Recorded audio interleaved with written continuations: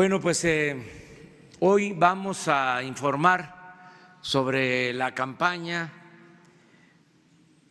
para informar, orientar, concientizar a jóvenes, adolescentes y evitar el consumo de drogas por el daño que causa,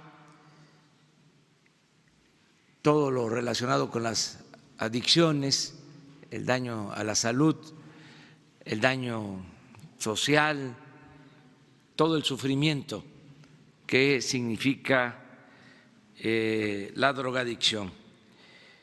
Y como se ha venido comentando, siempre se presenta, se proyecta, se da a conocer un panorama distinto de las series en donde hay personajes con vestimenta de lujo, alhajas, hombres, mujeres guapos, residencias, carros de lujo, como el paraíso. Y hay otra realidad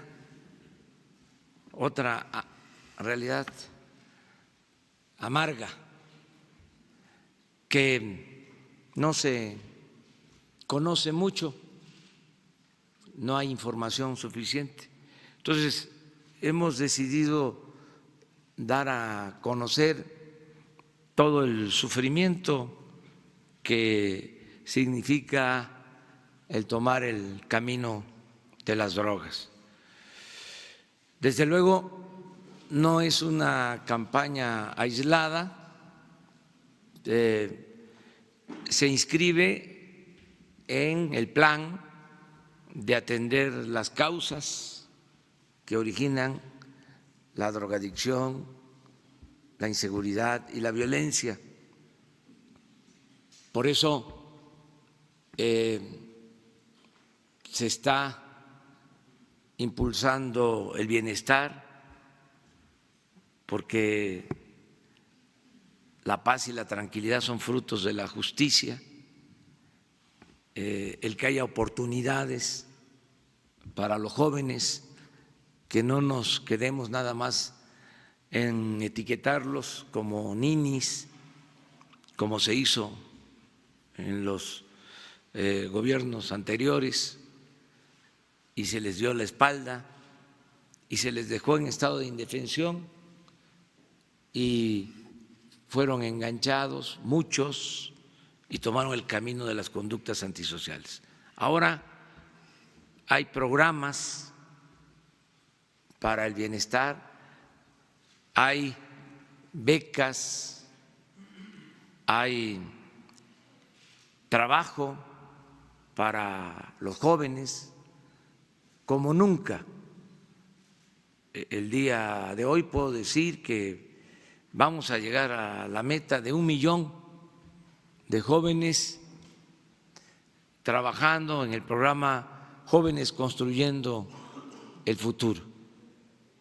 Y hay opciones de trabajo, de modo que es atender las causas, abrir oportunidades, poder convencer de que la verdadera felicidad pues tiene que ver con el camino del bien, que solo siendo buenos podemos ser felices, que esa felicidad efímera, pasajera, temporal, no es lo más recomendable y que se sufre mucho con optar por el lujo barato.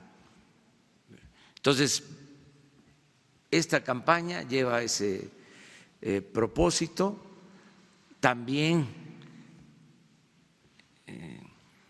el objetivo es reducir el consumo de drogas en nuestro país, porque ha venido creciendo mucho y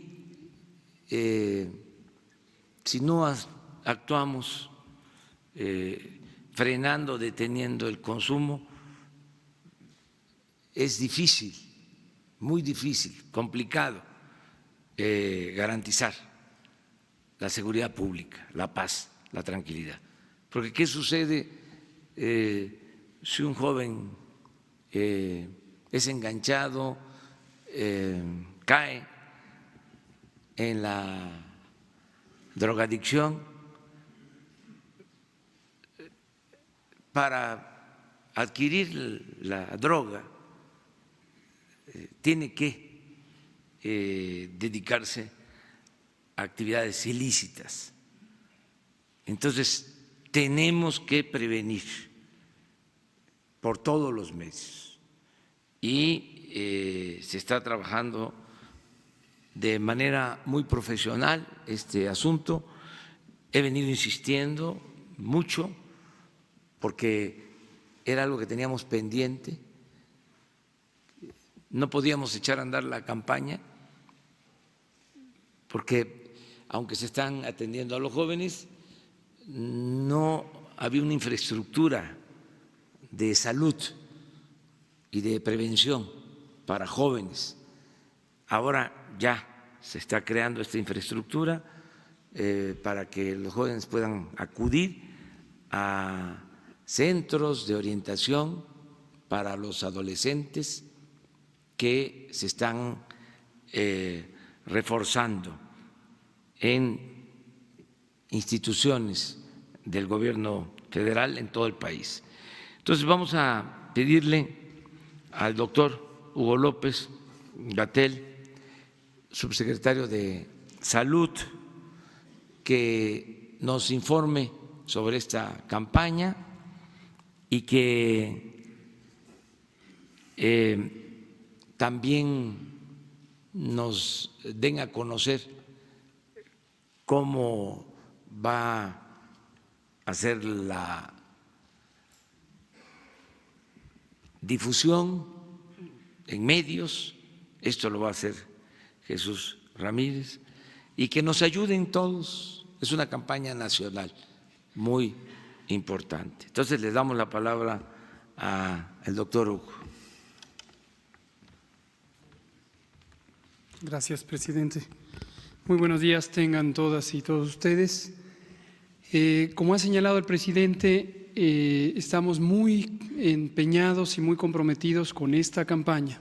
Entre las múltiples campañas de política pública que tenemos en los distintos sectores, pero en el campo de salud, las distintas campañas de salud pública, esta es una de las que consideramos más centrales y más importantes por la complejidad del tema y por las repercusiones que tiene este problema de salud pública, las adicciones, el uso, consumo, abuso y adicciones a las sustancias psicoactivas. Sus trascendencias son mayúsculas y las hemos visto progresivamente a lo largo de las últimas 2 décadas, en que México pasó de ser un país de trasiego de estupefacientes a ser un país de consumo de estupefacientes. Y entonces, poco a poco, se fueron penetrando no solamente las prácticas de uso y las situaciones de abuso o adicción, sino toda la desestabilización del tejido social que implica esta economía de las drogas. Entonces, desconstruir esta economía de las drogas y quitar los incentivos a que exista el problema de consumo es una tarea sumamente compleja. Sin embargo, quiero destacar que una de las decisiones centrales del Estado mexicano en la Cuarta Transformación es dar un giro de 180 grados al paradigma tradicional de prevención de drogas. Como todos saben y como la sociedad ha sido testigo, a lo largo de ya demasiados años, el paradigma había sido el paradigma prohibicionista, el paradigma represivo, el paradigma de la seguridad y de las fuerzas públicas. Quiero dejar en claro que no existe ningún menosprecio ni desestimación a la importancia que tienen los componentes de seguridad pública en la política nacional de drogas. Pero la distinción crucial, y esta es la que estamos marcando con este nuevo enfoque, es separar. En un lado está la demanda, que es un proceso social, económicamente inducido, de provisión de sustancias adictivas. Hay sustancias adictivas legales, las han existido por mucho tiempo, destacan dos: el tabaco y el alcohol, que han sido problemas de salud pública por muchísimo tiempo. Pero también hay un conjunto muy heterogéneo y continuamente cambiante de sustancias adictivas de carácter ilícito o ilegal que tienen distintos efectos fisiológicos y también sociales. Pero retomo, por un lado está la demanda, que implica la creación de esta economía orientada a la protección y las actividades delictivas para proteger esta economía de productos ilícitos. Y en un territorio completamente aparte, pero evidentemente vinculados, está el fenómeno de la demanda. El fenómeno de la demanda de sustancias psicoactivas o sustancias adictivas es un fenómeno eminentemente social de carácter de salud pública. Es un fenómeno que, como todos los fenómenos de salud pública, está anidado en problemas de falta de oportunidades, en limitaciones al bienestar y en una serie de elementos que tienen que ver con la conducta individual, familiar, comunitaria y en general social, en donde grandes segmentos de la población muy tempranamente se les cancelan oportunidades de desarrollo. Y enfatizo el tema de muy tempranamente porque los problemas, y eso lo verán de manera muy patente en algunos de los spots que ahora se presentarán, es un fenómeno que empieza en las edades más tempranas con la cancelación de los espacios de escucha en la dinámica familiar. Y fenómenos que son parte del mismo conglomerado, como la violencia doméstica, la violencia de género, la violencia comunitaria, que tiene todo un abanico de expresiones, desde las más evidentes y lesivas, como puede ser el feminicidio, como puede ser el homicidio, pero también pasan por el fenómeno de lesiones autoinfligidas. Y no perdamos de vista que a lo largo de los últimos 10 años, las lesiones de causa externa, incluyendo los homicidios y los suicidios, ocupan las primeras 3 causas de muerte, en no pocas ocasiones la primera, en jóvenes. Entre 5 y 25 años ocupan las primeras 3 causas de muerte, las lesiones. Entonces, este fenómeno de violencia que se vive desde el espacio familiar, donde al niño muy pequeño no se le toma en cuenta, no se le escucha, no se atienden sus necesidades, progresivamente va confluyendo en un espacio de aislamiento para ese niño, para esa niña, para esa joven y ese joven que no encuentran un espacio de inclusión en la sociedad.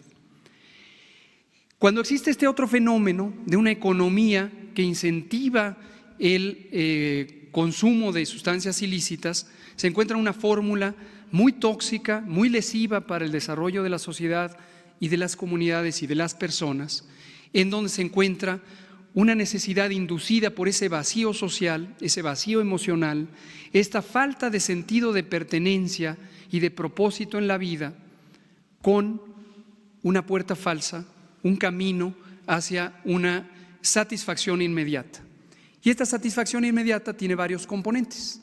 Un componente es fisiológico, es parte de la naturaleza del funcionamiento del cerebro humano, en donde las sustancias psicoactivas se vuelven en elementos de liberación de la tensión emocional que implica este fenómeno de aislamiento. Entidades clínicas formalmente reconocidas como la depresión y la ansiedad ocupan también los primeros lugares de las manifestaciones orgánicas y psicofuncionales de esta juventud que va creciendo en ese vacío, insisto, emocional, social y de sentido de pertenencia. Entonces, un primer elemento enganchador es la sustancia en sí misma y sus efectos neuropsicológicos. Pero otro elemento inmediatamente cercano es el encontrar en la actividad delictiva el sentido de pertenencia que no se ha encontrado en las actividades sociales, porque en las actividades sociales convencionales están deprivados de ese espacio. No hay un mecanismo de construcción de la identidad, de construcción de la personalidad en una sociedad armónica, en una sociedad generosa, incluyente, participativa, en donde el sentido de pertenencia es el que viene de la acción altruista, de la acción compasiva. Entonces vean ustedes lo complejo que es el fenómeno en su construcción y pueden anticipar lo complejo que es la desconstrucción de esa dinámica social tan compleja. Entonces, un modelo muy tradicional, pero muy fallido, extraordinariamente fallido, es tensar más las cosas. Es pensar que si la actividad de tráfico, producción, tráfico y comercialización de estupefacientes es ilícita, el consumidor es ilícito también.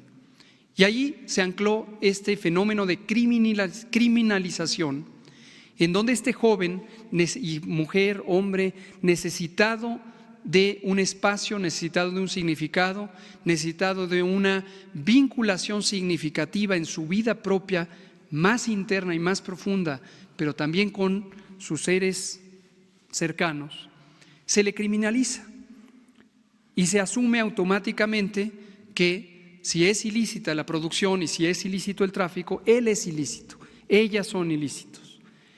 Y se le aísla más, porque ahora vienen numerosas capas de estigma, de discriminación y de separación del sentido de pertenencia social. Es un criminal y existe una acción de la justicia en forma atropellada, en forma violenta, que lo excluye aún más. No perdamos de vista que cada elemento de exclusión social es un elemento de aislamiento emocional y es un elemento de privación de oportunidades de encontrar el punto de significado de vida.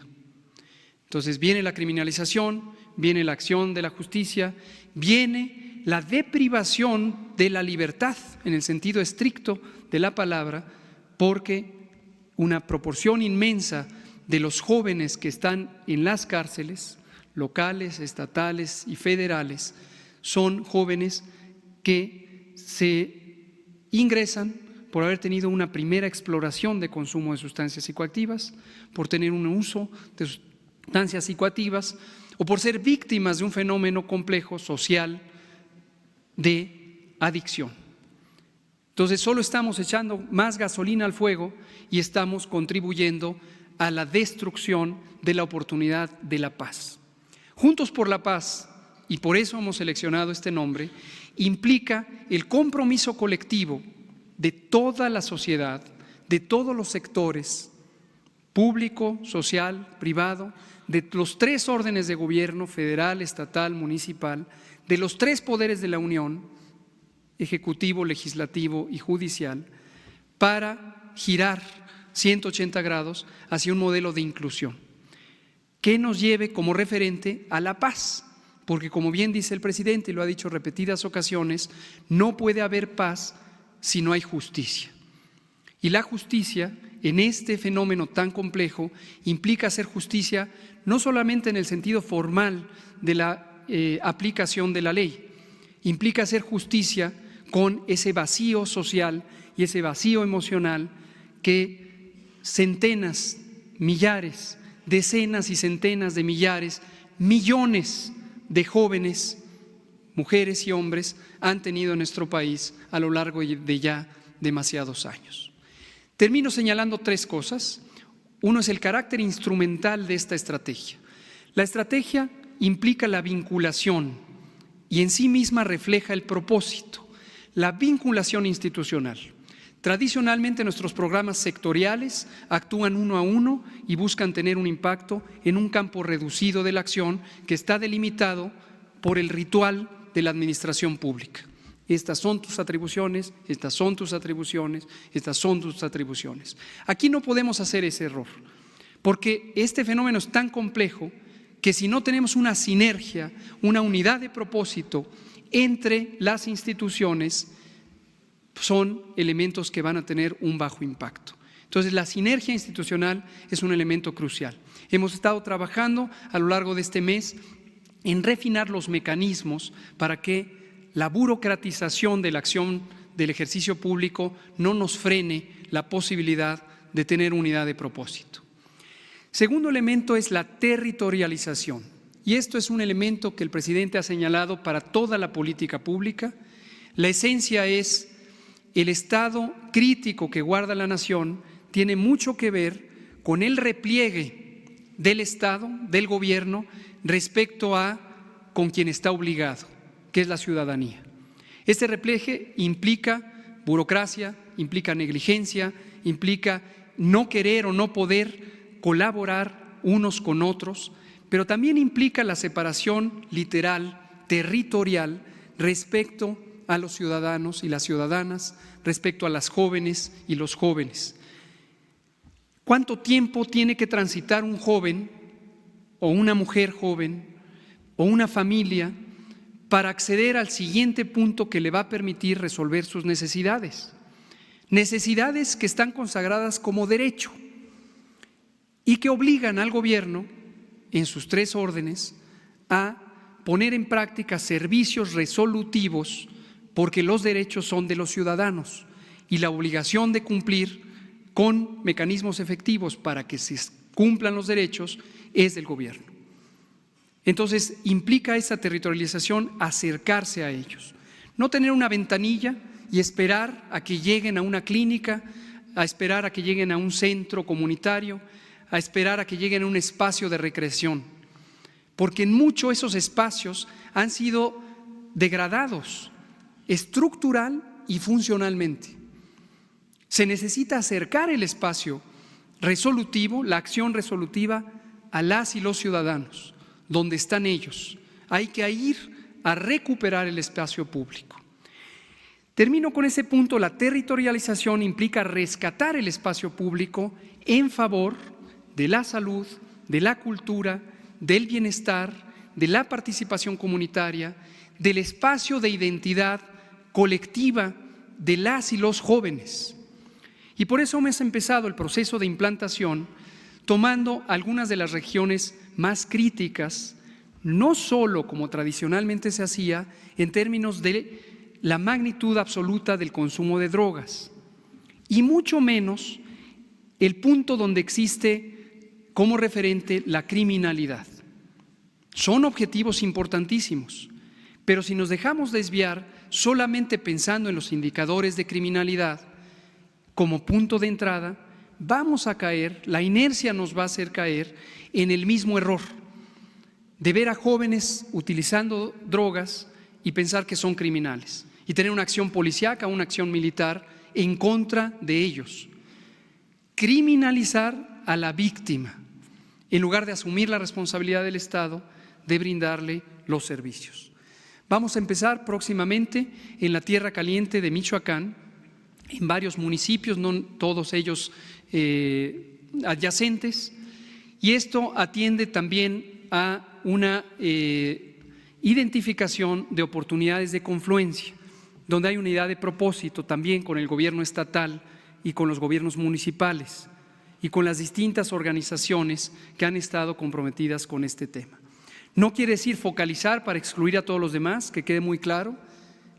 La instrucción y la meta es de carácter nacional, pero vamos a demostrar con un primer modelo de implantación el efecto positivo que tiene la sinergia de estos servicios. Y tenemos varios instrumentos, como ya señalaba el presidente. Uno que destaco es el modelo del Centro de Atención Rural a los Adolescentes que tiene el IMSS Bienestar, y ahora que estamos en la gira con el presidente, visitando los hospitales rurales y las unidades médicas rurales del IMSS Bienestar, que van a ser la base estructural del próximo Instituto Nacional de Salud para el Bienestar, encontramos este modelo muy poderoso de vinculación comunitaria entre pares. Y se suma al programa de jóvenes que tiene INJUVE, en donde existe también este modelo de consejería por pares, y se suma un modelo extraordinariamente vigoroso que ya está ahora en 7,800 semilleros de la cultura por la paz que la Secretaría de Cultura ha puesto a disposición, y es un modelo de confluencia en torno al arte, en torno a la expresión de la cultura comunitaria. El joven encuentra en la música, en el teatro, en el circo, en estas expresiones culturales, la posibilidad de expresar libremente su identidad y su profundidad emocional. Tengo el gusto de presentar, me lo ha pedido el presidente, también al nuevo Comisionado Nacional contra las Adicciones, aquí presente, es el doctor Gadi Sabiki Sirot. Les platico un poco de él. El doctor Gadi Sabiki es un psiquiatra mexicano que se formó como médico cirujano en la Universidad Nacional Autónoma de México. Después hizo la especialidad de psiquiatría en el Instituto Nacional de Psiquiatría Ramón de la Fuente Muñiz. Ahí mismo hizo la subespecialidad en adictología y después ha tenido diversos entrenamientos internacionales en cursos de especialización. Él fue el fundador de la Clínica de Adicciones del Instituto Nacional de Psiquiatría y fue su director hasta hace pocos años. Él ha sido un referente nacional en la convocatoria y conducción de distintas mesas de consulta social sobre temas sensibles como la despenalización o descriminalización del uso y consumo de cannabis. Ha sido también el miembro latinoamericano representativo en distintos foros organizados por organismos internacionales en torno a sustancias psicoactivas de alto impacto como las metanfetaminas y la Conferencia de Praga. Y además, a lo largo de más de 12 años, ha sido un promotor social de este modelo de inclusión y de esta urgente, apremiante necesidad de quitar el enfoque criminalizante de este grave problema social. Entonces, es realmente un privilegio. Le agradecemos al presidente haber nombrado a el doctor Sabiki Sirot, Gadi Sabiki Sirot, como comisionado nacional de las adicciones, y es un elemento crucial para la correcta desarrollo e implantación de Juntos por la Paz, la Estrategia Nacional de Prevención contra las Adicciones. Gracias. Gracias. Señor presidente, señor secretario, vocero de la presidencia, al cuerpo de la prensa, es para mí un gusto estar esta mañana frente a ustedes. Agradezco mucho la amable presentación que ha hecho el doctor López-Gatell sobre mi persona, pero quisiera empezar por decir que el que se me haya hecho esta encomienda de encabezar la Comisión Nacional contra las Adicciones, si bien a tono personal para mí es importante, termina por ser algo más bien irrelevante. Lo que es importante en este caso es el que en mi voz se representa una parte importante de los reclamos de la sociedad civil, de muchos otros colegas, de familias, de personas que han sido afectadas por el problema de las sustancias psicoactivas, de la adicción, de todo lo que esto conlleva. Y en ese sentido, mi papel aquí va a ser tratar, como ya lo decía también el subsecretario, en primer lugar, de dar un giro de la criminalización y la mano dura hacia la libertad, la ciencia, el libre desarrollo de la personalidad. El objetivo de la Comisión Nacional contra las Adicciones es uno importante, ambicioso. Me parece que en este momento yo llego a una CONADIC que tiene un capital humano muy importante, muy valioso. Los compañeros que están dentro de la comisión son ciudadanos y ciudadanas que traen muy puestas la camiseta. Queremos ser parte articuladora de esta estrategia nacional que ha tenido bajo su liderazgo el doctor López-Gatell, junto con la Secretaría de Seguridad. Y esta es una mancuerna que tradicionalmente ha funcionado, como ya lo comentaban, para tratar de enfrentar esta situación. Quizás queremos alterar un poco el orden de los factores. Anteriormente parecía como que de frente, en primera instancia, venían las fuerzas del orden público y por detrás veníamos los sanitaristas y los médicos, quedándonos con lo que quedaba por resolver. En este momento queremos que la cara de esta estrategia sea humanista, sea médica, sea diseñada para ayudar a la población, y en ese sentido también hay un espacio para que se ejerza la fuerza pública, la acción legal, pero queremos que eso se lleve a su mínima expresión. Otra cosa importante que quiero comentar es que la Organización Mundial de la Salud ha considerado que casi el 75% de las personas que tienen algún problema relacionado con sustancias también tienen cuando menos un otro problema de tipo psiquiátrico. Y en ese sentido queremos que el consumo de sustancias no se vea como una parte ajena a la salud mental. Los problemas de consumo de sustancias, de dependencia, tienen que ver precisamente con la salud mental, y en ese sentido queremos borrar un poco esta línea de lo que hay entre la salud mental y las adicciones, porque pensamos que es un solo camino. Otra parte importante es que también queremos darle un sentido de medicina basada en evidencias. Es ilegítimo el tratar de argumentar hechos científicos contra creencias. Y en ese sentido nosotros queremos que la ciencia, la epistemología, ponga de frente, sobre la mesa, cuáles son las sustancias que realmente generan un problema de salud, quién es un usuario, quién es un criminal, quién es una persona que necesita ayuda, quién es un usuario adulto responsable. Tenemos también que empezar a borrar un poco la línea que hay entre las sustancias psicoactivas o drogas, como normalmente se les llama, y lo que son el alcohol y el tabaco. Quisiera recordar que el alcohol y el tabaco, como lo decía también el subsecretario, son las dos sustancias que más muertes y enfermedades causan en México y en todo el mundo, y el hacer esta distinción es un vicio que no nos ayuda. En realidad detiene un poco el progreso de lo que es el avance, ¿no?, hacia una sociedad libre de sustancias. Como se ha comentado, si bien tenemos contemplado a todo el territorio nacional y a los 130 millones de mexicanos, sí queremos poner un énfasis muy específico en las niñas, los niños, los jóvenes del país, porque ahí está el pico epidemiológico del consumo, es cuando más empieza a consumir y porque es en donde empiezan las dependencias también. Y en un mundo ideal quisiéramos no reducir el consumo en niños y adolescentes, sino eliminarlo por completo. Las mentes, los cerebros de los niños son el futuro de nuestro país, y si se crían, si crecen en presencia de estas sustancias, van a tener problemas más severos. Creo que una parte importante también de este esfuerzo es que no solo la CONADIC participa en este ámbito, tenemos muchas otras instancias de derechohabiencia.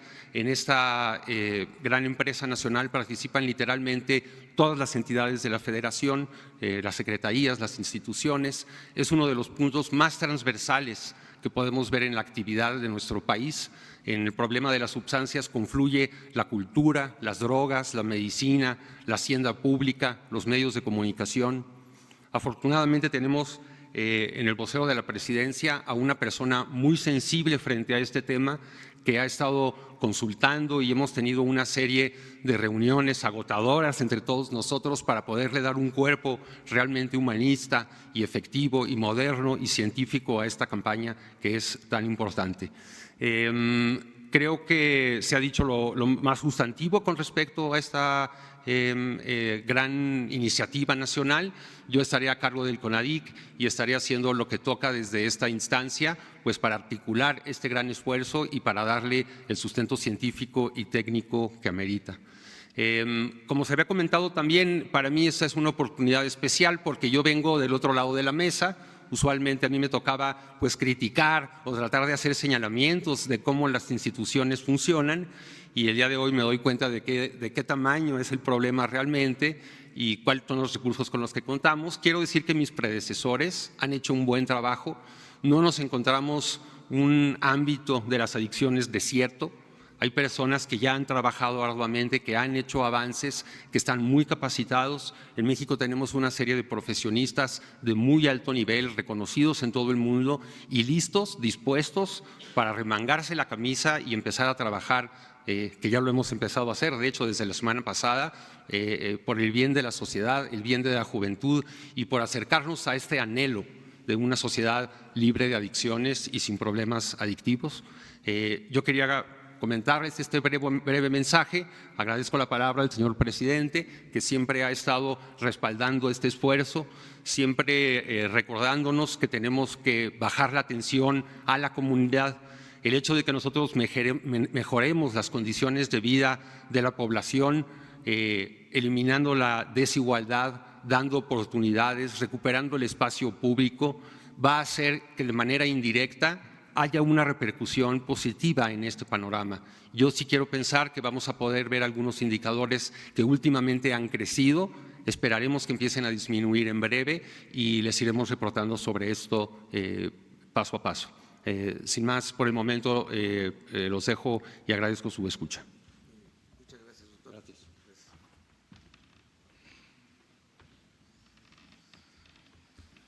Buenos días, con permiso, señor presidente, subsecretario, comisionado. Pues solamente para presentar los nuevos mensajes y carteles que hay sobre la campaña en esta etapa. Como bien señaló cuando se presentó en una anterior conferencia, la campaña es una convocatoria social, va más allá de solo mensajes publicitarios, se trata de una activación, de hacer conciencia de que el tema de adicciones, de salud emocional, salud mental, la cultura de la paz, es una responsabilidad colectiva, es una responsabilidad de la sociedad, de la comunidad, y por lo tanto lo que se trata es construir puentes y generar capacidades y desarrollar posibilidades de ayudarnos mutuamente a salir de cuando alguien se sienta solo, tenga problemas en la familia, en la escuela, en la comunidad, encuentre el soporte institucional para hacerlo, pero también la mano amiga, la mano fraterna del compañero, del hermano, la hermana, el padre de familia, el maestro, que pueda tender la mano. Se trata de construir una capacidad de diálogo y romper con esta división que se ha hecho entre exitosos y fracasados, entre quienes son sanos y enfermos, y señalar que cuando hay una situación de problemas de uso de sustancias, de problemas de soledad, de estrés, pues también es una responsabilidad colectiva y no solo un problema individual. Esto es lo más importante, que el mensaje es que la solución para trabajar el tema de la violencia, las adicciones, es un trabajo de la sociedad, de la comunidad y que nos involucra a todos. Por eso la convocatoria también implica a los medios de comunicación, a los periodistas, a los médicos, a los profesores, a los maestros de todos los niveles, sobre todo a nivel de educación básica, primaria, secundaria. Ahora que inician clases el 22 de agosto, se va a promover el reparto de una guía para profesores, una guía para padres de familia, para propiciar este diálogo a nivel de la comunidad educativa y tomar cartas en el asunto. Se trata también de que ocupemos el espacio público. Para construir la paz también hay que recuperar nuestra comunidad en el espacio público, en los lugares donde podamos convivir y intercambiar y, bueno, pues realmente vivir.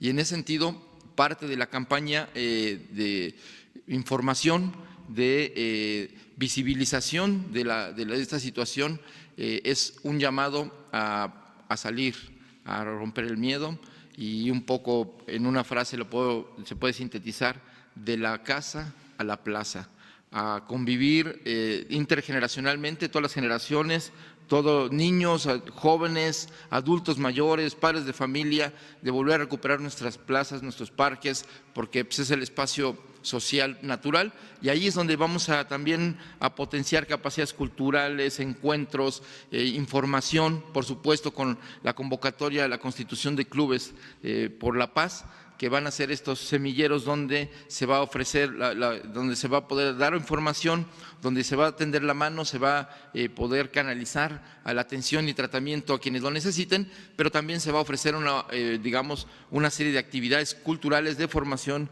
cultural, clubes de ajedrez, en fin, circo social, teatro social, generar condiciones para que desde las comunidades se pueda desarrollar actividades, formación artística y cultural, porque sobre todo el tema del combate al uso problemático de sustancias o a la soledad, a las situaciones de problemas de la salud mental y de la salud emocional, pues es un tema cultural también, y en ese sentido esta es también una batalla cultural y por la información. Y terminaría diciendo que, antes de mostrarles los nuevos spots y algunos carteles, es que siendo el tema de las adicciones sobre todo un tema también de pobreza, nuestro enfoque es a las zonas más críticas donde azota la violencia, donde azota también la precariedad, Y en esta estrategia integral interinstitucional, pues va a ser muy importante que en estas zonas deprimidas económicamente y socialmente podamos revertir esta circunstancia, porque los jóvenes, los niños que tienen pocos recursos económicos, evidentemente también tienen menos fortaleza para enfrentar situaciones como enfermedades, como el abuso de sustancias que afectan al cuerpo, a diferencia de quienes en la clase media o estratos altos pueden contar con un servicio médico especializado, clínicas especializadas que tienen alto costo. Los jóvenes, los niños que digamos tienen una situación precaria, pues no tienen acceso. La idea es fortalecer las capacidades institucionales para que las clínicas rurales, para que los hospitales urbanos puedan dar este servicio integral de calidad para que se merecen nuestros jóvenes y nuestros niños. Terminaría ahora sí diciendo que la secuencia de la campaña va desde generar conversación sobre este tema de nuestro estado de ánimo, nuestra soledad, nuestra salud emocional y crear vínculos, sensibilizarnos a que necesitamos escucharnos, acercarnos, y por eso tomando las recomendaciones de las Naciones Unidas y los estándares internacionales se ha convocado esta primera etapa, como se señaló, de escuchemos primero, después dialoguemos y construyamos soluciones entre todos, y por eso este enfoque inicial de escuchar primero entre jóvenes y niños, padres de familia, maestros, y escuchemos también a quien necesita ayuda y tendámosles la mano. Y por supuesto también de hablar con la verdad. Se hablaba de aquí de que la ciencia, la verdad científica, puede ayudar también a crear conciencia de cuáles son los efectos de las sustancias sobre nuestro cuerpo y pues que la gente se haga consciente de que hay sustancias que no es que deban prohibirse, simplemente debe crearse la conciencia de que su consumo genera un problema de salud que nos lleva a un camino incluso de la muerte. Entonces, se trata de visibilizar la realidad y a partir de ella reflexionar las soluciones que podamos contar. Adelante, por favor.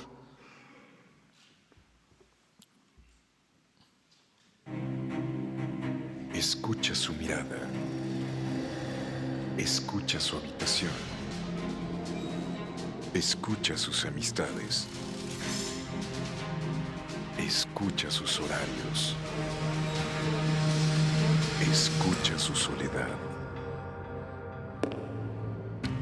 Escucha su corazón y muéstrale que no está solo.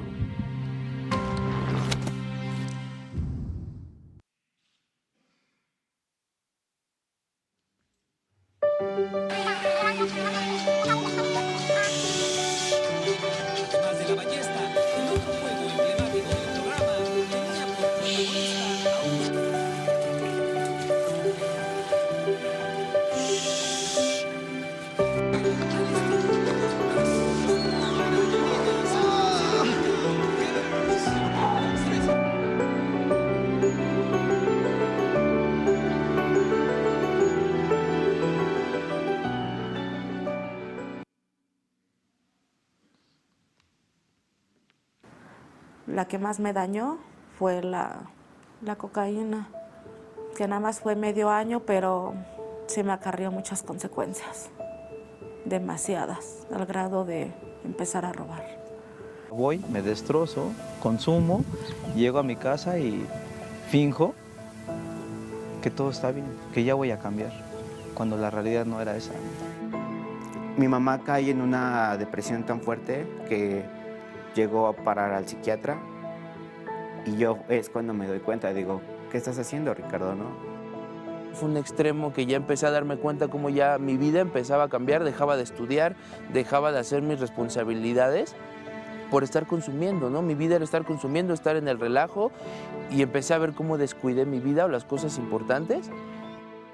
Juntos por la Paz, Estrategia Nacional para la Prevención de las Adicciones. Yo he tenido, bueno, esa depresión que se puede decir, pero por otro factor. Después de haber sufrido esto, violación, mi cerebro no se conectaba con mis pies, no podía caminar. Tenía miedo que me ocurriera otra vez.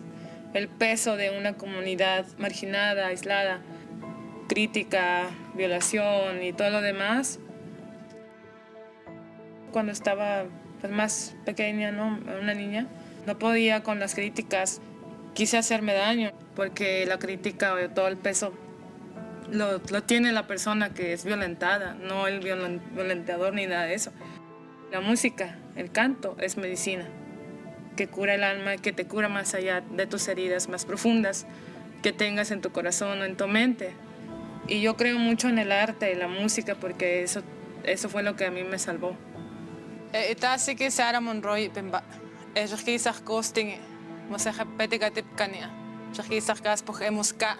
Allá en nuestra comunidad también hay inseguridad, hay adicciones. Hasta la persona que no te imaginas también está en esta oscuridad, en este camino de las adicciones. Amat kwat pajemaya sha etipajemaya. Amatika ella, amatika shima mimi mo pata ya shamoya, amateja kanoje amimi yo tinteya. Juntos por la Paz, Estrategia Nacional para la Prevención de las Adicciones.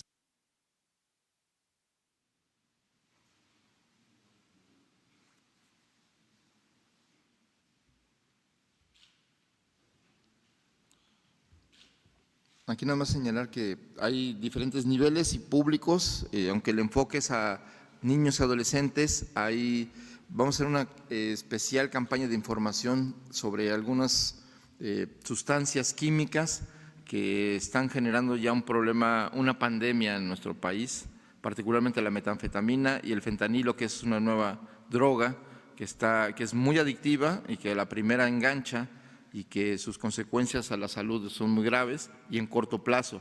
Y en el caso de la metanfetamina, la existencia de cocinas en barrios, en lugares sin control, pues genera que el cristal, que ya se consume incluso, que va más allá de los tradicionales sectores que se consumía, ahora vemos campesinos, jornaleros, agrícolas, consumiendo cristal para aguantar, porque como genera, quita el hambre y la fatiga, entonces incluso en las fábricas maquiladoras el abuso de la metanfetamina ya rompe el cartabón de quiénes son los consumidores y tenemos que construir una información para que podamos combatir esa situación que afecta a la salud ya a sectores, a familias enteras, ¿no? y a comunidades enteras. Ahora vemos, por ejemplo, hay regiones donde la propia el crimen organizado paga con esas sustancias a toda la red criminal de halcones, sicarios, etcétera.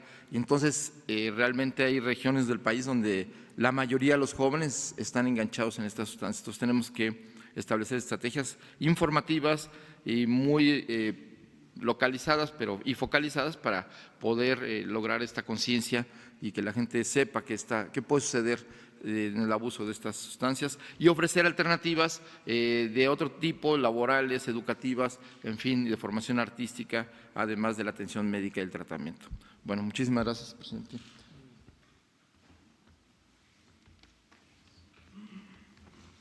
Bueno, pues esto es la campaña de orientación, de concientización a los jóvenes, a los adolescentes, y la vamos a ir evaluando. Periódicamente vamos a informarles sobre cómo vamos. Es algo fundamental, es una prioridad del gobierno el que se dé esta información a jóvenes, a familias, a todos los ciudadanos y pedir el apoyo, la colaboración también de todas, de todos, para orientar, para que todos ayudemos. Esa ayuda mutua es mostrar otras opciones, otras alternativas, otras formas de vida que no signifique el destruirnos, la autodestrucción, el que se opte por las drogas y también por el camino de la inseguridad, de la violencia, sobre todo. Entonces, ahí está esta campaña y adelante, ayúdennos para que todos participemos. Si les parece, vamos a abrir en general la sesión de preguntas, si tienen que ver con la campaña. Aquí, ¿sí? ¿De acuerdo?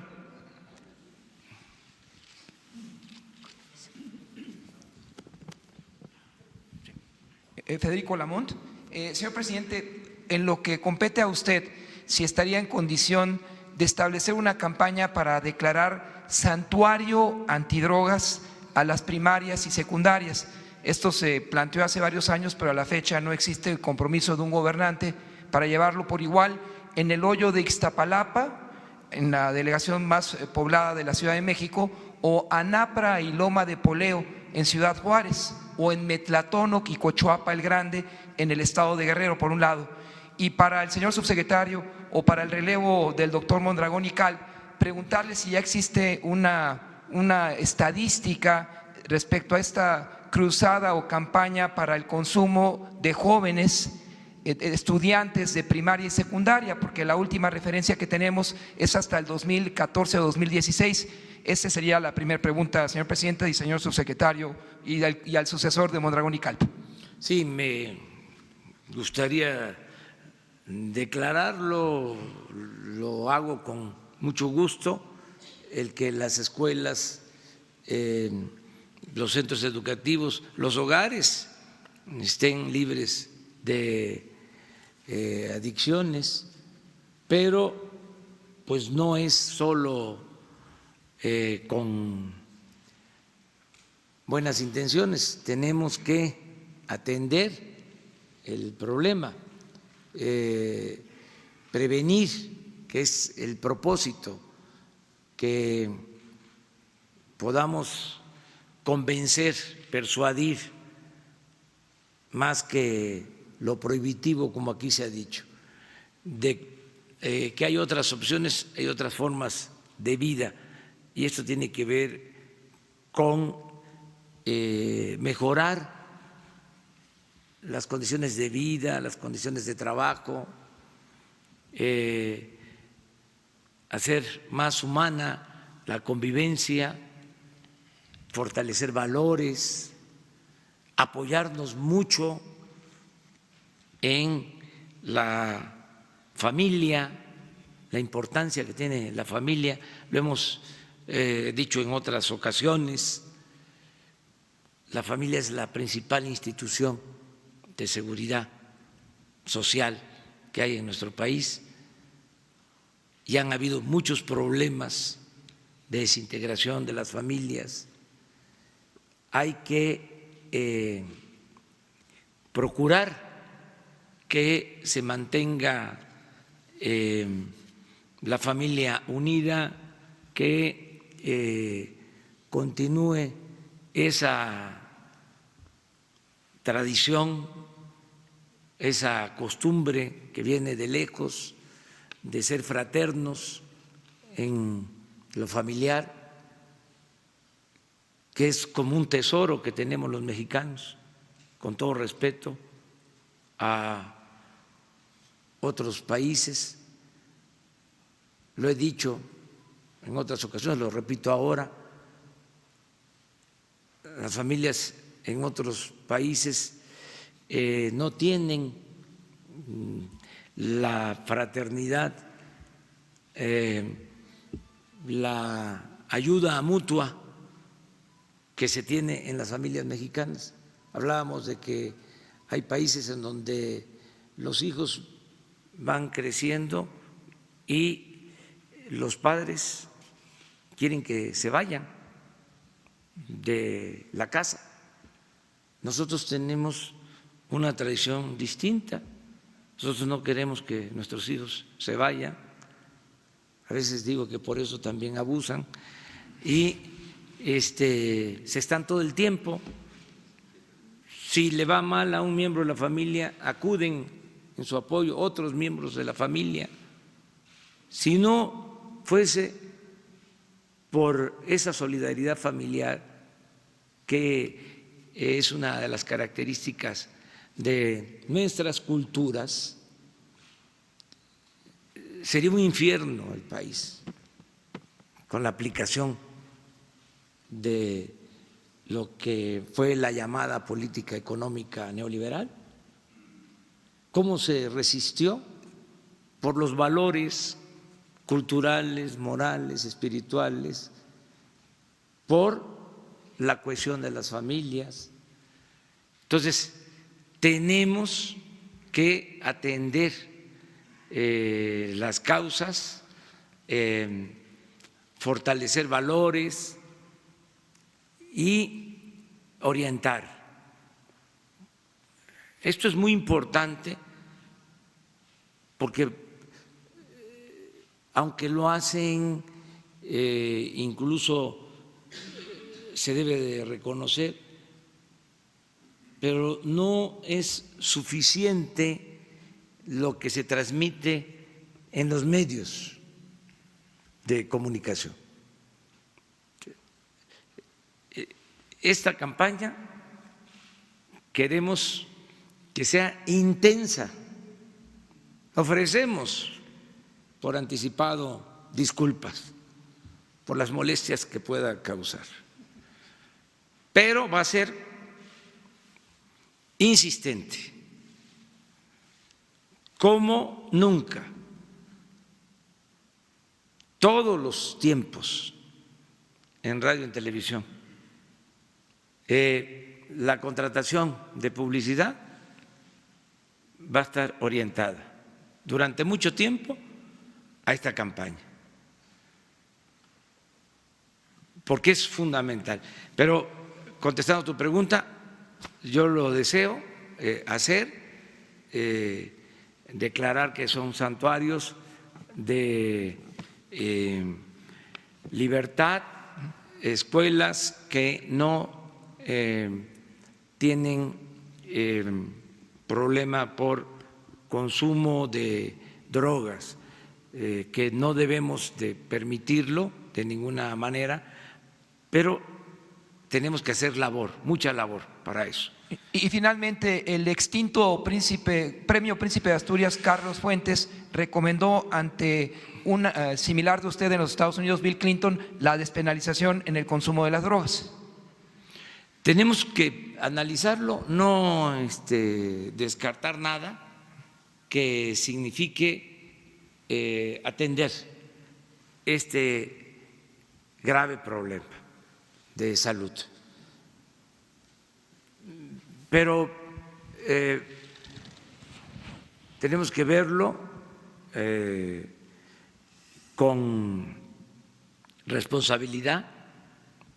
Yo creo que todo lo que hagamos de prevención, y ahí incluyo el que se atienda a los jóvenes, que tengan opciones, que tengan alternativas, que haya trabajo, que tengan oportunidades de estudio, todo lo que hagamos en ese sentido es como la base, el sustento para tomar cualquier otra decisión. En la estrategia nuestra para la paz, lo principal es el bienestar, la justicia, el crear oportunidades para que no haya pobreza, marginación, que no haya desintegración familiar, que todos podamos ser felices teniendo oportunidades de estudio, de trabajo, de diversión, de acceso a la cultura, el deporte, todo este ejemplo que están dando nuestros deportistas en los Juegos Panamericanos en Perú, que están obteniendo muchas medallas, todas estas posibilidades, ¿no?, que se tienen. Entonces, vamos a seguir buscando lograr una sociedad mejor, que es la base para atender todos los problemas, una sociedad más humana y más fraterna. Y ahora sí que el doctor nos pueda contestar sobre tu segunda. Con gusto, presidente. Respecto a la información, tenemos varios sistemas de información. Uno de los más antiguos es el Sistema de Vigilancia Epidemiológica de las Adicciones. Este es parte del Sistema Nacional de Vigilancia Epidemiológica y tenemos información desde 1980 y tantos, y 88 concretamente. Es una información múltiple, viene de múltiples fuentes, no solamente de actos médicos, como es la mayoría del sistema de vigilancia, sino que recaba información de sistemas, servicios médicos forenses, de ministerios públicos, también de agrupaciones sociales que atienden a personas que usan y abusan de sustancias. Y este sistema se suma a otros que existen, más recientemente creados en CONADIC, como el Observatorio Mexicano de Adicciones. Y uno de los retos interesantes ahorita que nos estimula es, nuevamente lo retomo, confluir. De nada nos sirven sistemas que solo producen números si no los entendemos, si no los analizamos inteligentemente, si no creamos inteligencia de la información, conocimiento. Y si no mantenemos una conciencia clara que detrás de cada número hay una persona, hay una vida humana. Y el asunto no es solamente ir a un ritual de producir cifras y cifras y decir 20 más, 5 menos, 8 de acá, 10 de allá. El chiste es entender el fenómeno y que la información convertida en inteligencia, en conocimiento, nos oriente a dónde está el actuar. Entonces retomo un poco sobre lo que se decía de declarar santuarios. Voy a hacer un comentario general y es directamente consistente con lo que ha señalado el presidente, no solo ahora, sino lo que implica en este ámbito también un cambio de régimen, que es un cambio de idiosincrasia. Es común que asumamos que el funcionario público se presenta e informa y se apresura a decir cifras que le permitan cumplir. Aquí no queremos hacer esto. No se permite la simulación. No tiene sentido la simulación. Es un acto de irresponsabilidad de la simulación. Entonces, lo que queremos es decir en este momento lo que sabemos que hay. Conforme vayamos explorando a mayor profundidad, lo iremos compartiendo. Conforme vayamos implantando la estrategia, lo iremos diciendo. Cuando tengamos dificultades, lo iremos diciendo. Y cuando tengamos progreso, lo iremos celebrando todos juntos, ¿no? Entonces, sirve de poco estas declaratorias anticipadas, decir espacio libre de drogas. Y estas han estado muy articuladas con la visión prohibicionista, en donde se piensa que por poner un cartel ya se tiene un área de prohibición. Y una última cosa que quisiera decir ahora es entender el fenómeno complejo de adicciones con una mirada incluyente, una mirada compasiva, que nos permita articular esta nueva sociedad fraterna que menciona el presidente, implica tener claro que la fobia social, el rechazo al prójimo, es una perturbación de la vida social. El odio es producto de la ignorancia y del miedo y nos lleva a ver al otro como diferente por cualquier condición social, económica, de identidad política, de género, de preferencia sexual, de uso de sustancias, de no uso de sustancias. No hay que ver al otro como el enemigo. Lo que tenemos que hacer es incluir, dialogar, escuchar. Esto que parecería etéreo o un asunto de la vida particular, no lo es más. Las políticas públicas hoy en la Cuarta Transformación tienen un sentido humano. Los funcionarios públicos actuamos por responsabilidades legales y obligaciones legales. Nos mueve la razón, nos orienta la razón, pero nos impulsa el corazón, nos impulsa el sentido de humanidad, de compasión. Y yo creo que en casi cualquier política pública uno puede encontrar esa oportunidad, pero en esta es tan importante que por eso quería destacarlo. Gracias, presidente. Fíjense que ahora yo voy a pedirles comprensión porque tenemos que salir a Jilotepec vamos a una gira, vamos a estar este fin de semana en Puebla, en Hidalgo, en el Estado de México y en Michoacán. Les decía la vez pasada, les comentaba que el lunes próximo la conferencia de prensa va a ser en Valle de Bravo, porque vamos a llevar a cabo la reunión de seguridad en Valle de Bravo. Entonces, si quieren, si les parece, les doy alguna respuesta de asuntos generales. Mande. A ver, bueno, mire, se lamenta mucho el asesinato de un migrante hondureño en Saltillo. Hoy en la mañana recibí la información sobre lo que sucedió. Es un asunto vinculado con la policía del estado de Coahuila. Ellos reconocen que en una acción, en un operativo, asesinaron lamentablemente a un migrante hondureño. De todas formas, hoy instruí para que se haga la investigación, porque hubo una versión que sostenía que se trataba de agentes de migración que habían actuado en contra del migrante.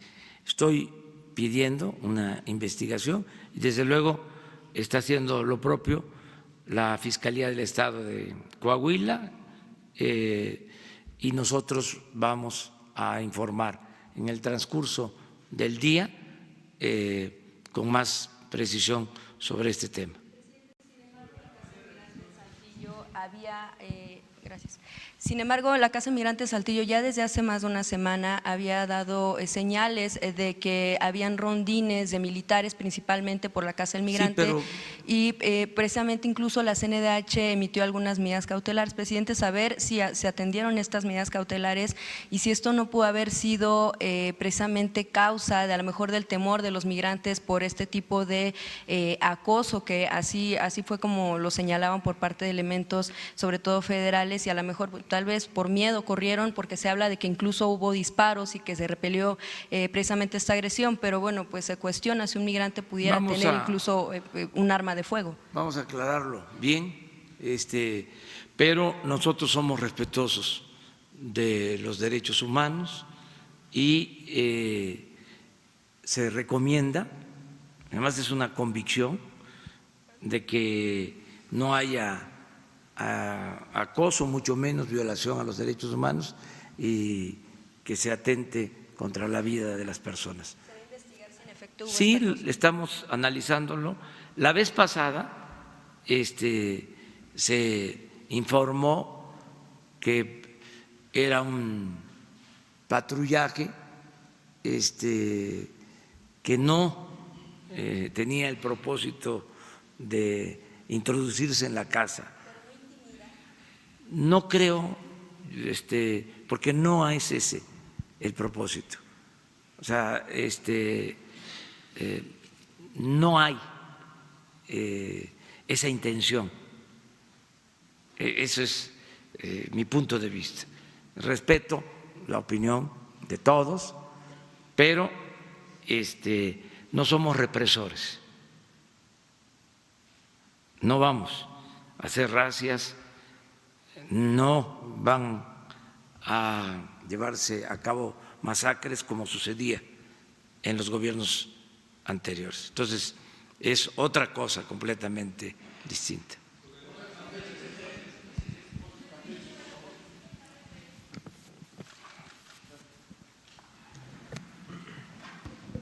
presidente, buenos días. Alfonso Bárcenas, de Cadena Raza. Sobre el tema de las remesas, lamentablemente hubo una disminución de las remesas de los connacionales que mandan dinero.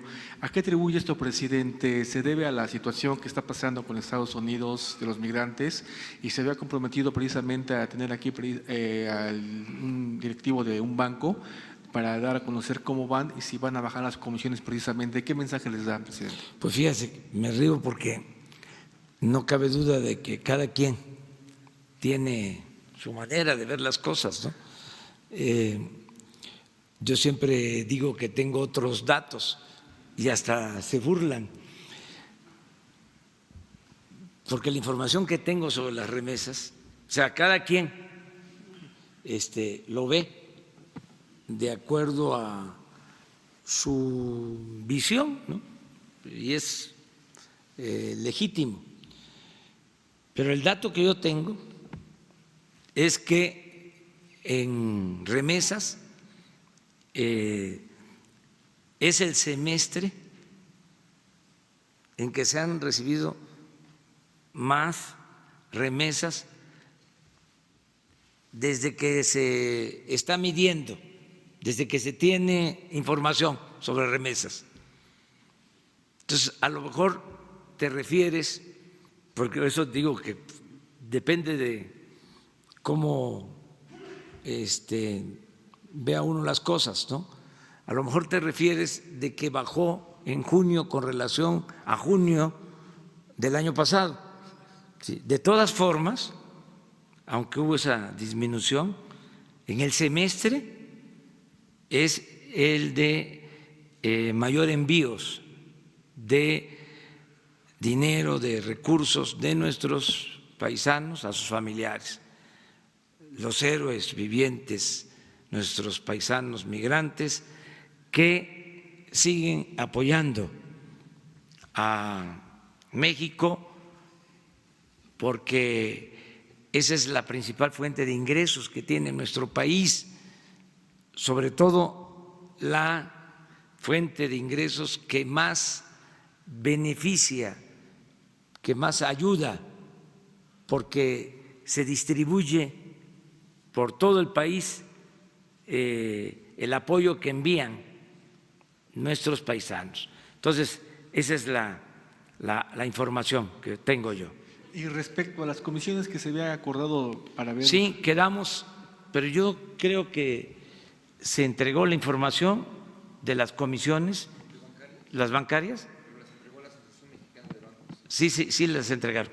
De todas maneras, nosotros las entregamos. Sí, otra pregunta, referente, ya estamos a días de que inicia el ciclo escolar, se había comentado de que los niños, sobre todo a nivel preescolar, primaria, se iban a desaparecer los comedores comunitarios. ¿Ya está este plan realmente en coordinación con el gobierno capitalino, con el programa de comida caliente?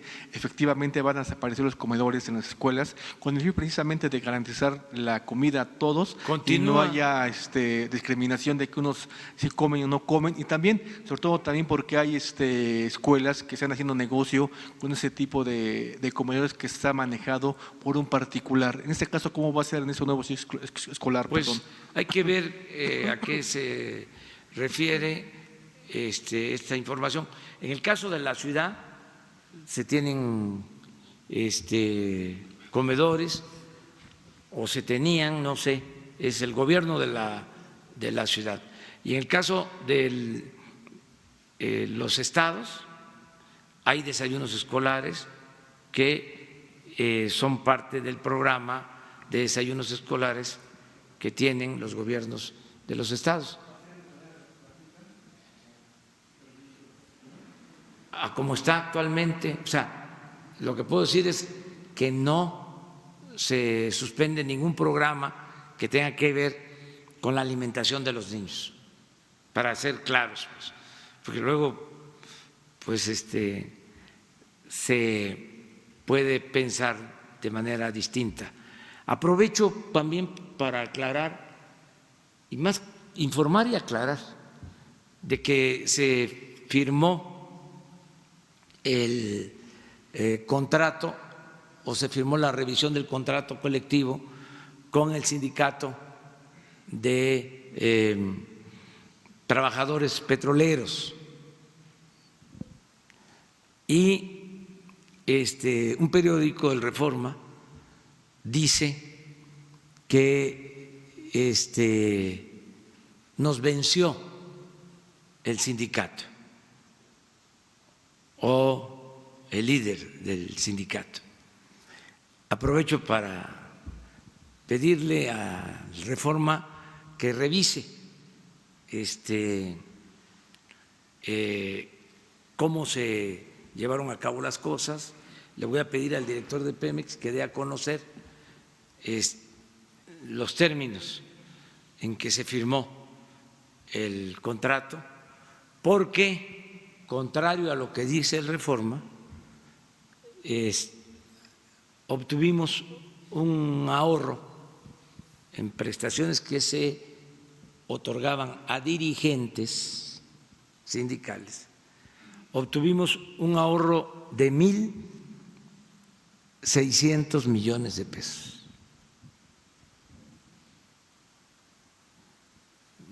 Porque es como el mundo al revés, ¿no? Pero qué bien que salen estas cosas para aclararlas. Y celebro que se haya firmado este acuerdo. Se mantuvieron las prestaciones a los trabajadores, no hay nada que les afecte a los trabajadores, y el ajuste se hizo arriba, es decir, en lo que establece el contrato colectivo de apoyos para los dirigentes,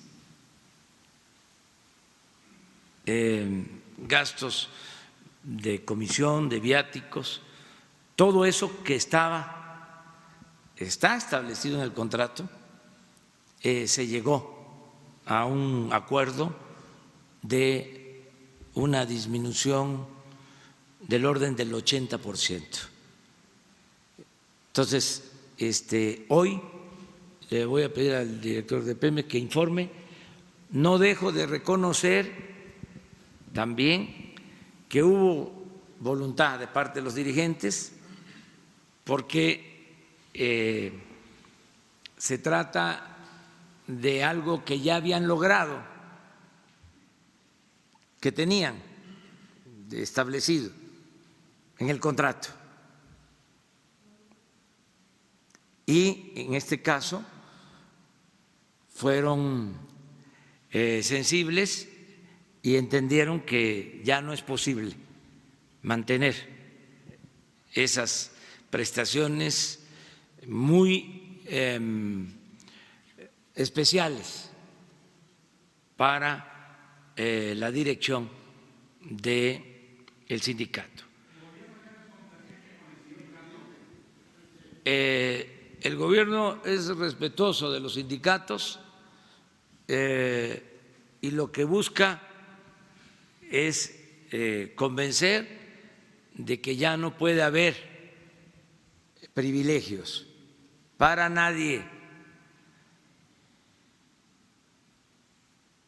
Nada más que todo se hace de conformidad con la ley, porque hay un auténtico Estado de Derecho.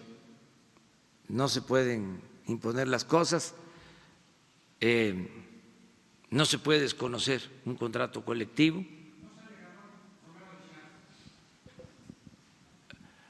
¿Usted quiere que yo le conteste de otra manera?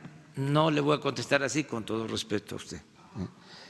Nada más aclarar de que hubo un ahorro, repito, de 1.600 millones de pesos, demostrables. Lo demás, pues, sería el deseo de pelearnos por pelearnos o las balandronadas, y eso no tiene que ver con nosotros. Eso tiene que ver con la corrupción que existía antes, para que no nos confundan. Por eso aclaré lo de el Reforma, porque fíjense que antes el Reforma no informaba cuando se revisaba el contrato de Pemex, no decía están establecidas condiciones que significan mantenerles privilegios a los dirigentes. No sé si hayan dicho algo cuando hubo aquella campaña en que llevaron dinero del sindicato petrolero a un partido, pero en fin, nada más es aclarar el derecho de réplica para que no nos confundan, no somos iguales. Sí. Gracias, presidente. Nancy Rodríguez, de Oro Sólido. Precisamente en este tema, ante la aprobación de la reforma laboral, hay efervescencia en el ámbito obrero y también sindical.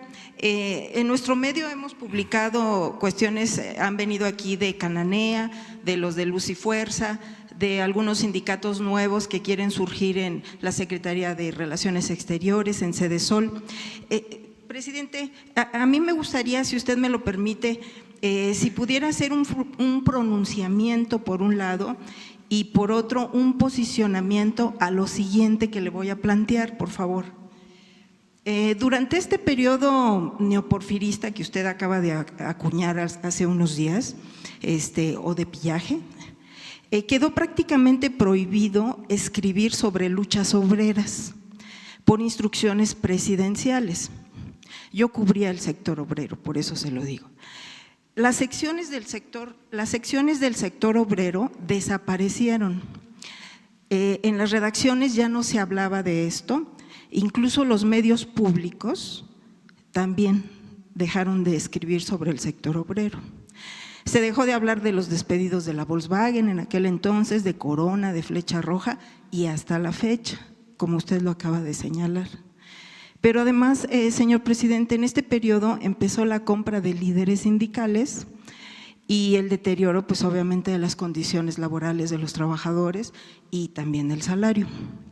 Estos líderes ya empoderados económicamente y políticamente, pues empezaron a tener en sus listas a comentócratas que usted ha citado aquí mucho y a reporteros incluso, ¿no? Entonces, por favor, presidente, estos líderes además hicieron sus propios periódicos, como La Crónica del Bester Gordillo en aquel entonces. Entonces, si nos pudiera dar, le digo, su pronunciamiento y sobre todo su posicionamiento, porque hay mucha efervescencia laboral. Y ayer se publicó en el Diario Oficial la ruta para legitimación de los contratos colectivos. Entonces, si nos puede… Sí, estamos iniciando una etapa nueva a partir de la reforma laboral, agregaría auténtica, porque hubo una reforma laboral en el periodo neoliberal, de las llamadas reformas estructurales, que solo significó quitarle derechos a los trabajadores. Ahora es distinto. Ahora se garantiza la libertad sindical, tiene que haber democracia sindical, no hay sindicatos paraestatales, no se auspicia lo que coloquialmente se conoció durante muchos años como sindicalismo charro, no se auspicia tampoco a sindicatos blancos, sindicatos hechos por los mismos patrones para no garantizar buenos salarios y prestaciones a los trabajadores. Todo eso se termina. Y la revisión de este contrato así lo indica. Nos plantearon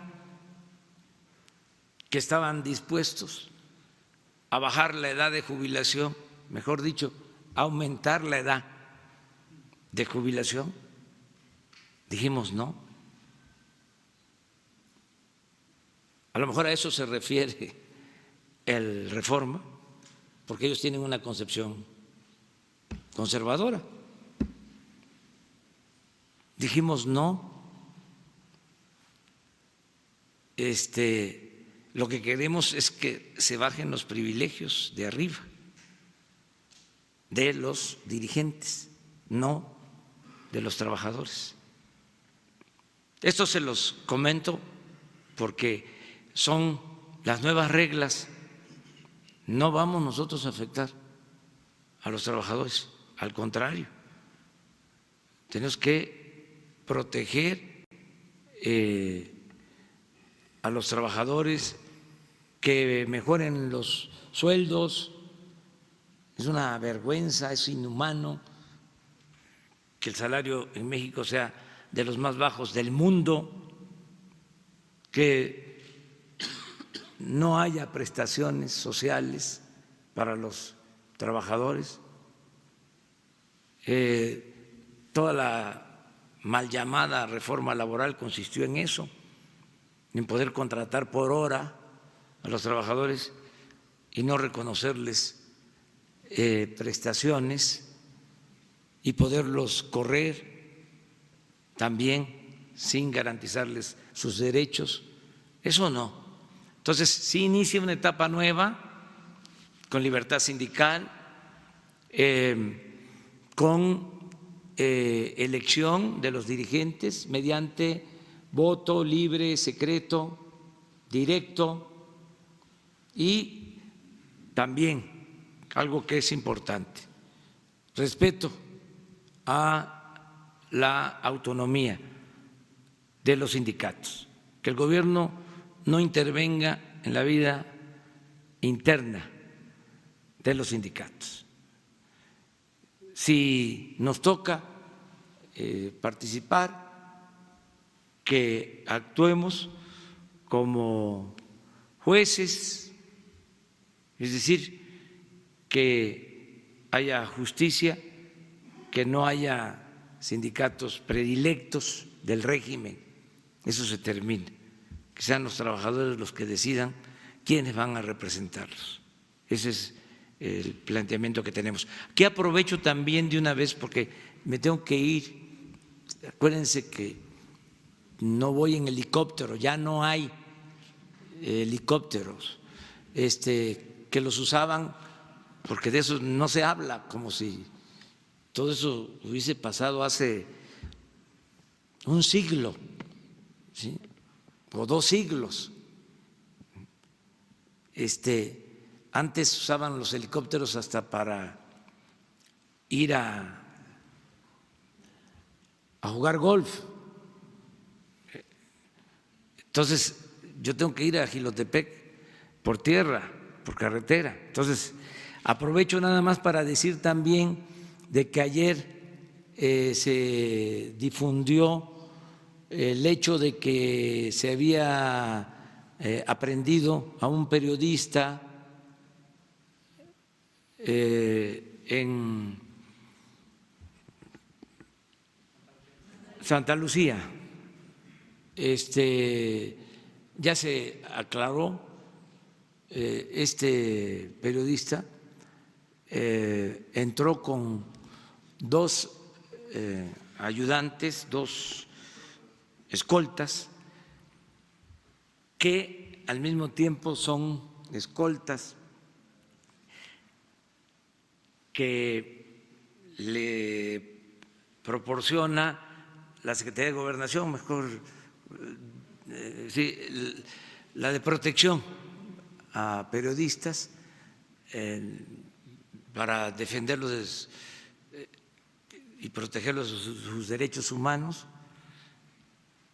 pero resulta que llegan a Santa Lucía y no dicen la verdad,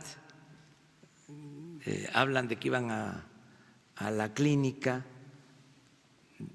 porque uno de estos escoltas, o sea, pertenecen los dos a una asociación de policías privados. Ya ven, hace poco les comentaba yo que la Secretaría de Gobernación tenía la Policía Federal, pero contrataba policías privados. Pues se mantiene eso, porque no se puede de la noche a la mañana terminar con todo eso. Entonces, esos policías pues iban armados porque van protegiendo al periodista. Entonces, pasan una caseta de vigilancia y luego se introducen a la base aérea. Hay otra caseta de vigilancia, dicen otra cosa y luego pues se meten a, me imagino, hacer un reportaje o hacer tomas y pues los detienen y los ponen a disposición del Ministerio Público. Eso fue lo que sucedió, para que quede claro. Pues eso depende de la autoridad, pero yo quiero nada más exponer los hechos para que no se vaya a pensar de que hay interés en reprimir a los medios de comunicación, porque se afecta a la libertad de prensa. Nosotros vamos a ser respetuosos de la libertad de prensa, nada más que en este caso, y ya lo dejo pues a la consideración de los que nos están escuchando y viendo, pienso que no se debe actuar de esa forma, porque se trata pues de una instalación del Estado mexicano. Si se quiere tener información, pues se debe de solicitar, ¿no?, que si se permite entrar, creo que eso es lo más correcto, o a lo mejor en alguna otra parte del mundo esto no es necesario, o sea, y podemos entrar a cualquier lugar. Entonces, aclarar esta situación y también pues subrayar de por qué tanta ocupación, tanto interés en lo de Santa Lucía. Ya deben los que estaban interesados en la construcción del aeropuerto de Texcoco de entender que nos hace falta construir el nuevo aeropuerto en Santa Lucía, que es por el bien de todos y que no puede ser que por intereses económicos se trate de detener que haya una especie de sabotaje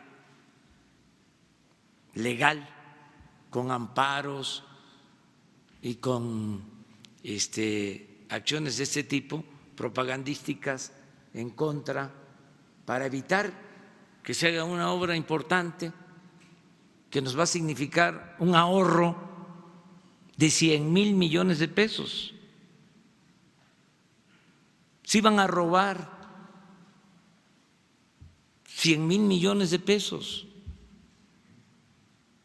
para decirlo con claridad. Entonces, ojalá y recapaciten y nos dejen trabajar, que no estén pensando nada más en el lucro.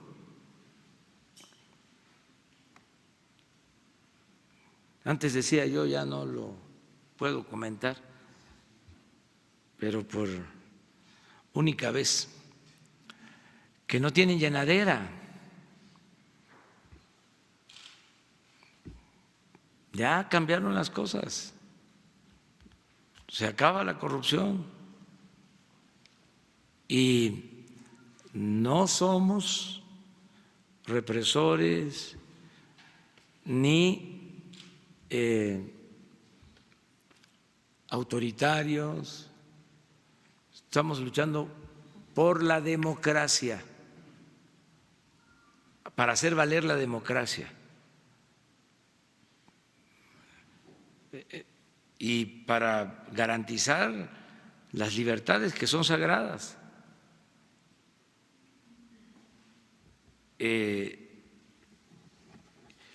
Porque ahora los que callaban como momias cuando había autoritarismo, ahora gritan como pregoneros y se convirtieron ya de la noche a la mañana en paladines de la libertad. Entonces ya cambiaron las cosas, decirles que nosotros por convicción, por principios, por ideales, no violamos derechos humanos, no reprimimos, no limitamos la libertad de expresión, la libertad de prensa.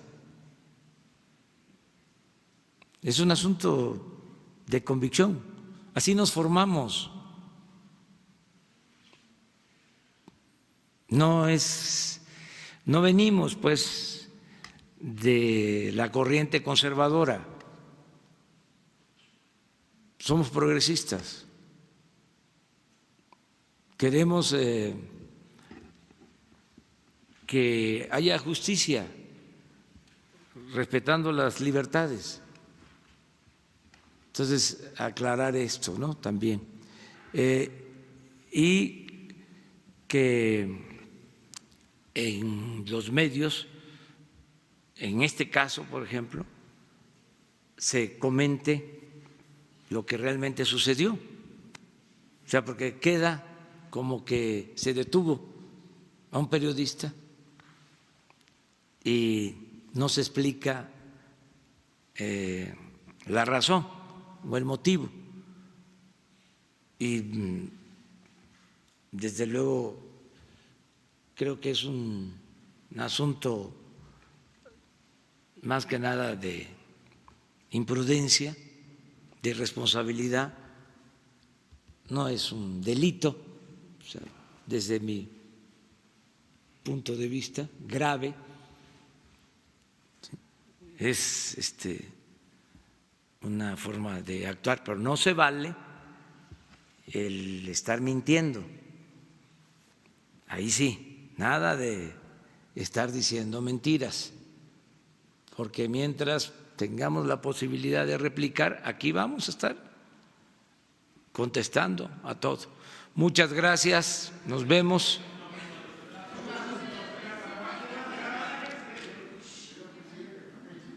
No, se queda Campeche pendiente. El martes, aquí.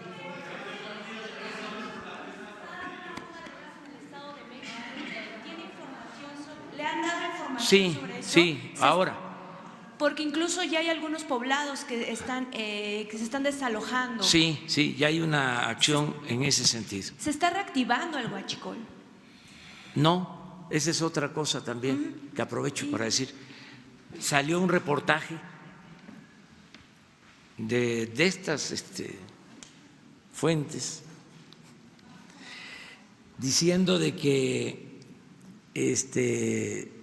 no tardaba y repuntaba o resurgía exactamente lo que tú estás planteando, el huachicol.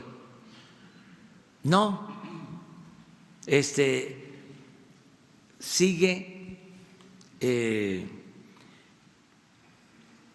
detenida la extracción de gasolinas, seguimos cerrando las tomas clandestinas y en porcentaje, desde que llegamos aquí al día de hoy, se ha reducido el robo de combustible en 94%. Es decir, nos queda 6%. Lo voy a decir de otra manera. Se robaban 800 pipas diarias. Se están robando 40. ¿Sí? Así está. Ayer fueron esa cantidad. Estamos hablando de que se roban 80,000 barriles diarios y traemos un promedio de 4,000 barriles diarios. ¿Y qué reporte le han dado sobre esta? Bueno, mire, qué bien que está. Por la nota de ayer, ¿qué periódico fue el que sacó ayer esa nota o en qué medio fue? Vamos a ponerlo de moda aquí, porque ayuda. ¿No sabes cuál periódico fue? ¿Tú, Jesús? No me acuerdo, la vida pasada. Bueno, ahí se lo dejo de memoria, o sea, digo, de tarea. Pero así estamos, miren.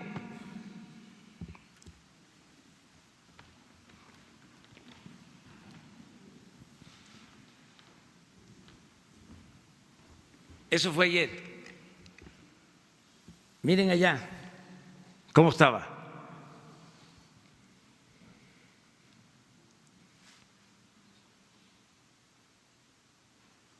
Yo entiendo pues que no les gusten las mañaneras, ¿no? Que no les guste cómo hablo, porque no hablo de corrido, que me como las heces, que les estoy contestando, que les digo conservadores porque son conservadores, pero no se puede estar inventando, estar en contra de nosotros, no se puede estar calumniando. ¿Y dónde está la ética, pues? Por eso digo que la verdadera doctrina de los conservadores es la hipocresía, el doble discurso, sepulcros blanqueados. Presidente, ¿y qué reporte le dieron sobre esta fuga, las posibles causas? Todavía es que estábamos terminando la reunión de seguridad cuando me informaron que se estaba actuando. Ahora voy a pedir información más sobre esto. Bueno, ¿está controlada la situación? Eso es lo que me informaron. Ok, gracias.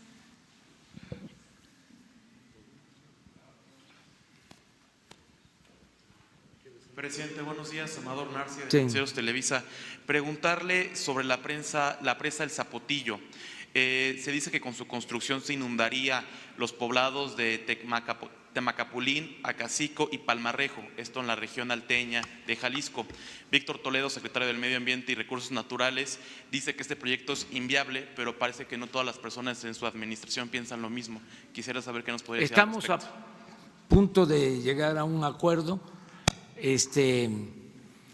Ya se pusieron de acuerdo los gobernadores de Jalisco y Guanajuato, porque ahí había una discrepancia, pero ya hay un acuerdo. Ahora falta que haya un acuerdo con los pobladores, que deben de ser tomados en cuenta. Hay también ya una resolución de la Suprema Corte de Justicia, en el sentido de que la cortina tiene que ir a 80 metros, no más. Hay quienes sostienen que si es a 80 metros, bueno, podrían no inundarse los pueblos. Si es a 80 metros, sostienen que podría no inundarse. Pero hay quienes opinan que si es a 80 metros, sería muy poca el agua que se utilizaría. Esta agua es para los Altos de Jalisco y para León. O sea, entonces, que no se tendría agua suficiente si la cortina se queda a 80 metros. Estamos hablando, porque es una obra que se inició desde el gobierno del presidente Fox y está inconclusa.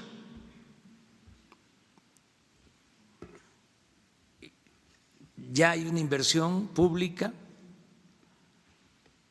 y va a llevar también recursos adicionales.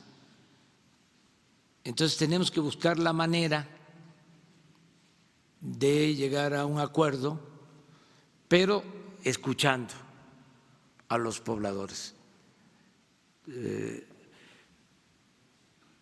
Porque podemos ponernos de acuerdo nosotros arriba, es decir, los gobiernos. Y luego, ¿y la gente? Ahora ya no se actúa de esa manera, ahora se escucha a los ciudadanos, se toma en cuenta la opinión de los ciudadanos en todo. Esa es parte de lo que es la democracia participativa. O sea, no imponer nada, nada por la fuerza, todo por la razón y el derecho. Además, vamos a tener reuniones con las autoridades, con los gobernadores, con Conagua y con los pobladores. Y les informamos sobre el acuerdo al que se llegue sobre este asunto. Sí. Muchas gracias, me voy, si no, no llego. Dios.